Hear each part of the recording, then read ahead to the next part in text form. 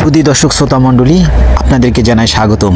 আজকে আমি ফরিদপুর জেলার বলমারী পৌরসভার গুণবাহ তালতলা বাজার থেকে একটি অপ্রীতিকর এবং রক্তক্ষয়ী সংঘর্ষের ঘটনা আপনাদেরকে জানাতে চলেছি। আসলে এই আজ 10 জানুয়ারি দুপুর নাগাদ এখানে একটি সামান্য 25 টাকার সিঙ্গারা খাওয়াকে কেন্দ্র করে দুপক্ষের মধ্যে তুমুল রক্তক্ষয়ী সংঘর্ষ হয় এবং এই সংঘর্ষের মধ্যে ব্যাপক ক্ষয়ক্ষতি আমরা পরিলক্ষিত করতে পারি এবং এই সংঘর্ষে কমপক্ষে 20 জনের অধিক লোক গুরুতরভাবে আহত হয় এবং তাদের মধ্যে থেকে 2 জনকে আইসিইউতে প্রেরণ করা হয়েছে, যাদের ছবি আমরা স্ক্রিন আপনাদেরকে শেয়ার করেছি। আসলে আরেকটি উদ্বেগের বিষয় হলো, গত কিছুদিন ধরে আমাদের ফরিদপুর জেলায় নগরকান্দা, সালথা, বলমারী এবং বিভিন্ন জায়গাতে আংশিক এবং বিচ্ছিন্নভাবে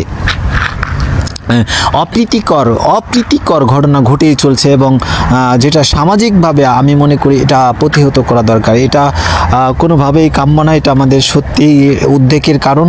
কেননা আমাদের দেশ যদি এরকমভাবে চলতে থাকে তাহলে অচিরেই খুব তাড়াতাড়ি আমাদের এই সমাজ মনে করি যে অবক্ষয়ের দিকে চলে যাবে, নৈতিক অবক্ষয়ের দিকে চলে যাবে এবং সামাজিক অবস্থানটাকে সুন্দর সুশৃঙ্খল জায়গায় ফিরে আনা আমাদের পক্ষে সম্ভব হবে না। আরেকটি বিষয় আপনাদেরকে জানিয়ে রাখি যে গত কিছুদিন ধরে আমরা আইন শৃঙ্খলা বাহিনী যে তৎপরতা, সেটা কিন্তু আমরা শক্ত অবস্থানে দেখতে পাচ্ছি না। আসলে আইন শৃঙ্খলা বাহিনী তারা কিন্তু তাদের নর্মাল অবস্থানটি ধরে রেখেছেন, যার কারণে কিন্তু অপরাধ এবং বিশৃঙ্খলা এবং অরাজকতা, অনৈতিকতা কিন্তু বেশি সৃষ্টি হয়েছে।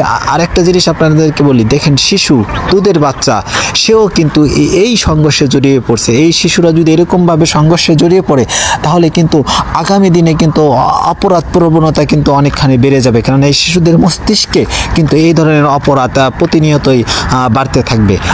আরেকটি দেখুন, হুজুর টুপি পাঞ্জাবি পরে এসেছেন, তিনিও কিন্তু এই সংঘর্ষে ব্যাপকভাবে জড়িয়ে পড়েছেন।